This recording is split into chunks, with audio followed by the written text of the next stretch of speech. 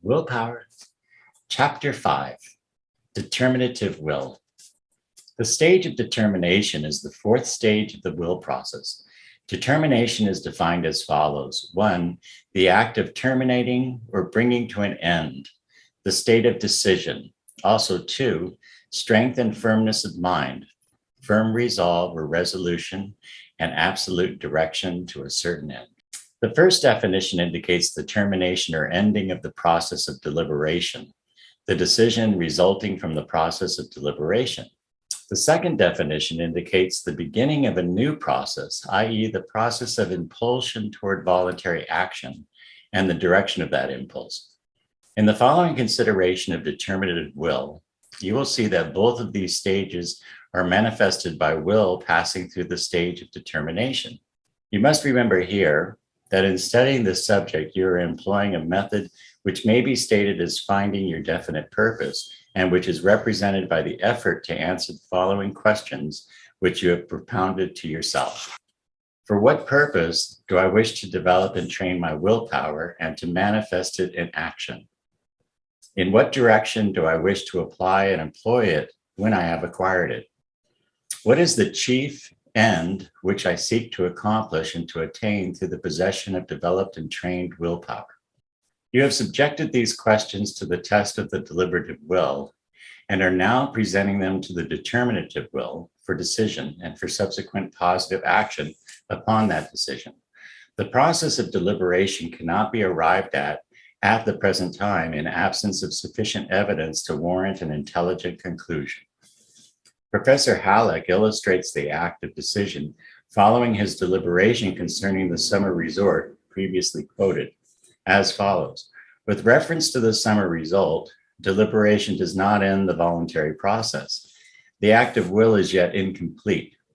Something more is necessary than 1, a desire to go, and 2, deliberation about a large number of resorts. My next voluntary step is to choose among the many resorts concerning which I have been deliberating and to decide to go to one.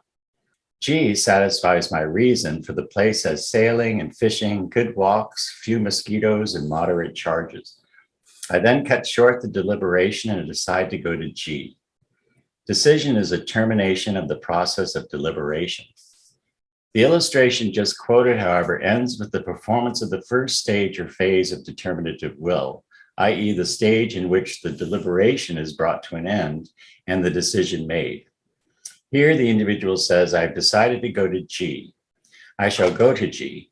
He has made up his mind to go to G, but he has not as yet actually set into operation the will machinery of action upon that decision. He must also come to the point in which he can and will truthfully say, I have now the definite purpose of going to G. I intend to go there, and I now begin to exert my willpower to that end. This last represents the second phase or stage of determinative will. In consideration of this particular phase of the activities of the will, we find present the typical examples of the distinction between the strong, healthy will on the one hand and the weak, flabby will on the other hand. The individuals composing the first class make up their minds firmly and positively, and then release their impulsive and directive powers toward the related will action. The individuals composing the second class, on the contrary, find it most difficult, 1, to make up their minds, 2, to keep their minds made up, and 3, to exert their impulsive and directive powers into manifestation and action. The decision which terminates the process of deliberation is distinctly an act of will, and the sense of voluntary strain and effort is clearly perceptible in the process. Many find decision to be the hardest part of the whole voluntary process. Such persons frequently find it almost impossible to make up their minds to decide and determine their course of action. They have a decided tendency to allow others to make up their minds for them.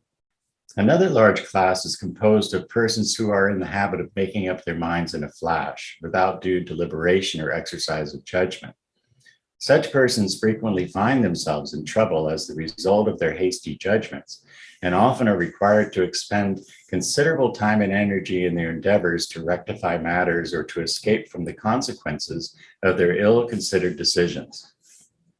The course of the wise person lies in the direction of escaping these two undesirable extremes and in maintaining the golden mean between them.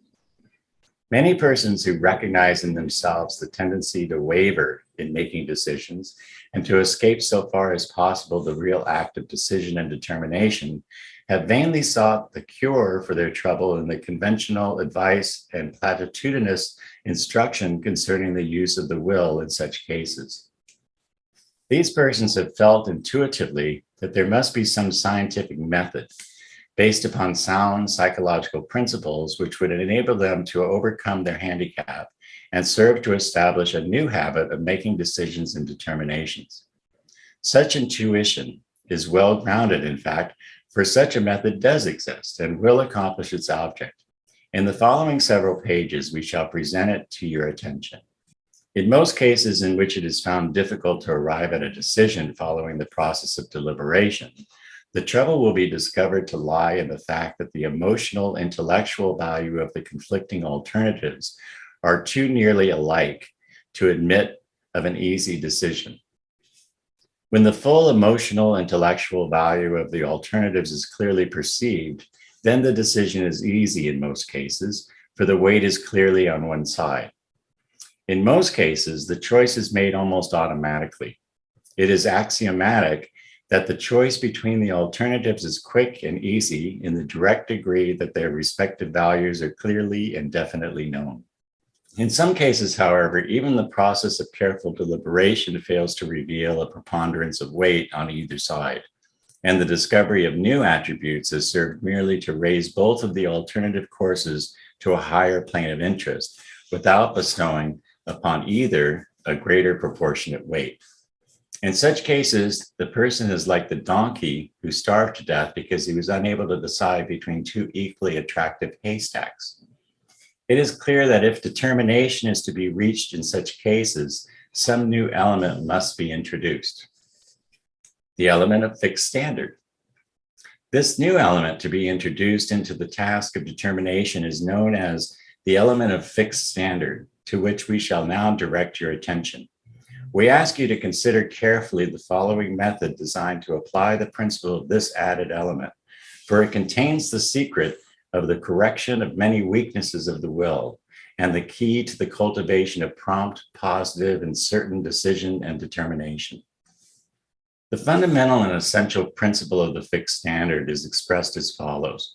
You must establish in your mind a clearly defined, certain, and positive fixed standard of will values based upon an accepted general idea of your summum bonum, or chief good, with relative degrees of goodness or badness on the scale of will values. Said relative degrees being determined by the respective nearness or remoteness to the summum bonum, or chief good. This summum bonum, or chief good, which constitutes your fixed standard, must be decided upon by yourself. No one else can do the work for you.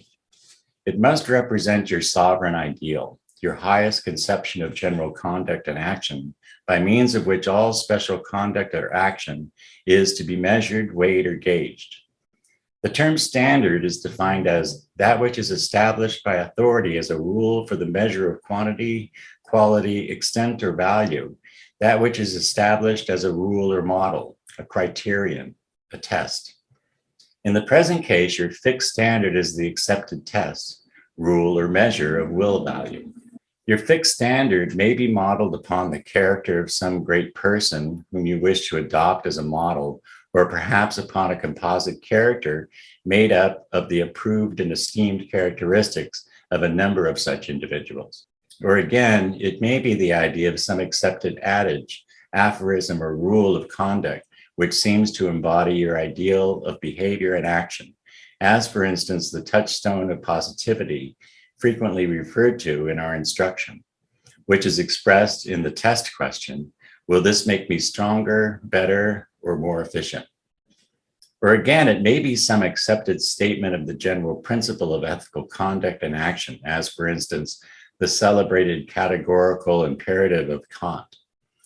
That is, act only on that maxim whereby thou canst, at the same time, will that it should become a universal law, Or in simpler form, act always so that you might wish your action and conduct to become the standard of the action of and conduct of all persons. Other aphorisms of this kind are respectively the Golden Rule, do unto others as you would have others do unto you, or the axiom of Grotius, wrong no man and render unto every man his due. Or again, you may adopt as your standard the maxim, my every action must contribute to my ultimate success, or the rule that your every action must be in the direction of the betterment of the world, or along the lines of some particular ethical, moral, or religious teachings.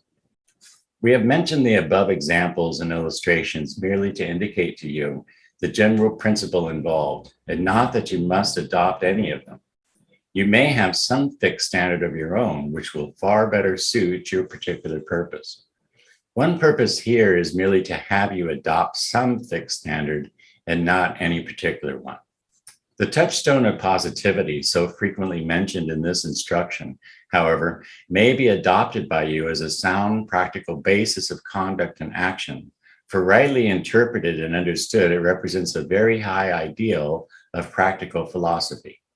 Its test question, will this make me stronger, better, and more efficient, is based upon the threefold ideal of strength, virtue, and efficiency. Surely not an unworthy ideal and not contrary to the categorical imperative or to the Golden Rule, for it could not be objected to you as a rule of universal conduct and action or of justice to others. We offer it as a suggestion, but you are free to reject it in favor of a rule of your own, without impairing in any way whatever the application of the principle or the method now to be explained to you.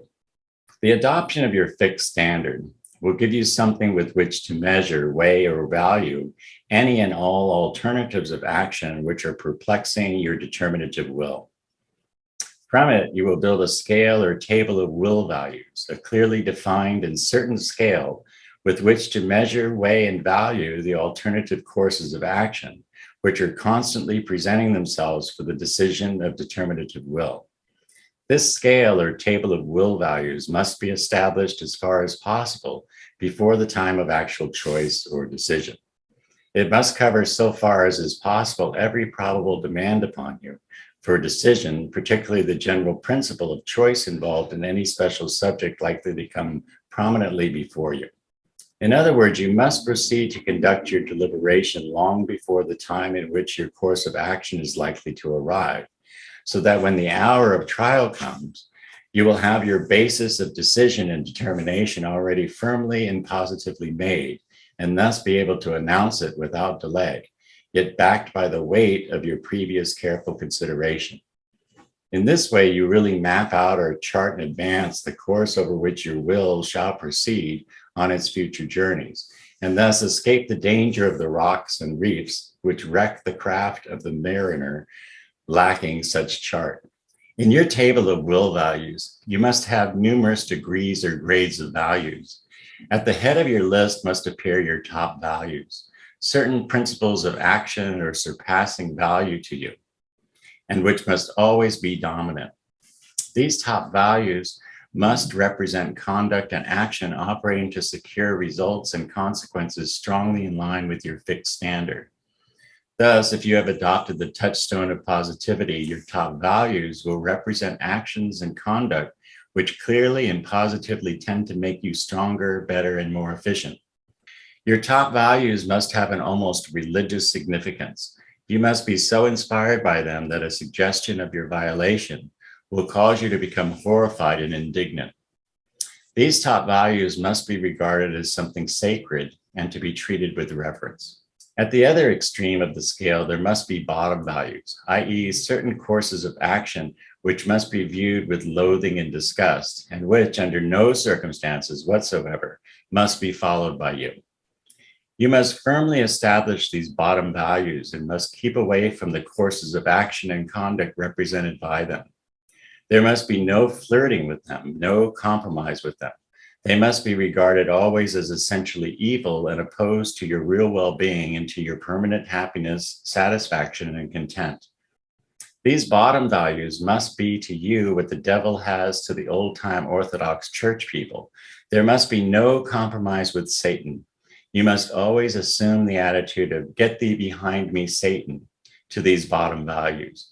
In case your fixed standard is the touchstone of positivity, then your bottom values will represent those courses of action and conduct which unquestionably will tend to make you weaker, worse, and less efficient. Between these ever-to-be-sought top values and the ever-to-be-avoided bottom values, there will be a wide range of middle values or neutral values arranged in their respective places according to their respective degrees of likeness and unlikeness, nearness and remoteness to the values situated at the two respective poles of the scale. Your judgment will dictate the proper place on the scale for each and every kind of value, and you will find it a very interesting task to place and arrange these possible courses of conduct and action upon your scale. You would do well to use pencil and paper here and actually to construct a black and white scale or diagram of this kind. The main fact to be remembered, the one vital fact upon which the value of the whole system depends, is that the arrangement must be committed to memory so that it may be recalled easily at any time. Each grade, class, or subclass on the scale must have its own definite and particular place so that it may always be found when looked for. And each class must be definitely set off and apart from the one above it and the one below it on the scale. The more definite and positive your classification, the greater the degree of effective availability has your scale. The ideal scale is that one by which you may immediately determine which of any two alternative courses of action possess the greater will value for you.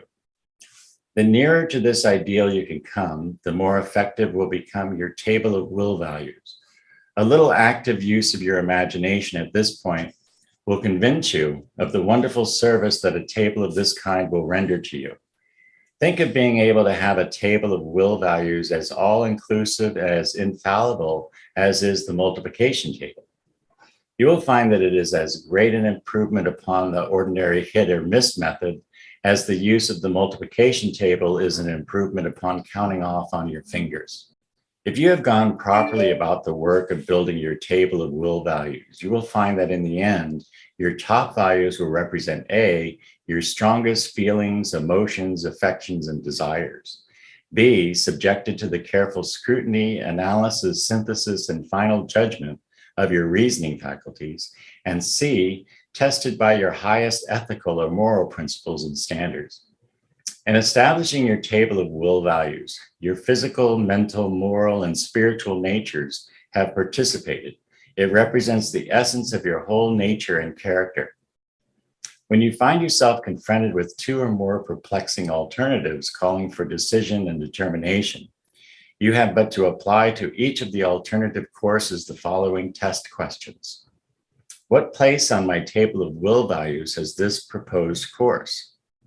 How closely does it resemble, harmonize with, and conform to my top values? How far is it away from my bottom values? The answer will give the proper value to you of each of the two alternatives immediately and directly. Your decision and determination will speedily follow. Moreover, by this method, the will is trained into the habit of decision and determination along the lines of the highest will values. However, you must remember that your table of will values may be added to, improved, modified, and subjected to the process of evolutionary development as your experience broadens and widens your intellectual, emotional, and moral horizon. The table of will values of the youth, while properly to be employed by him at the time, cannot properly be held to govern the man of matured experience. As with everything else in nature, the law of evolution should govern this table of will values. The system is no rigid, inflexible code, which, when once formed and adopted, can never afterward be improved or changed. On the contrary, the intelligent, progressive man will see to it that his table of will values keeps pace with his ever-advancing knowledge and experience.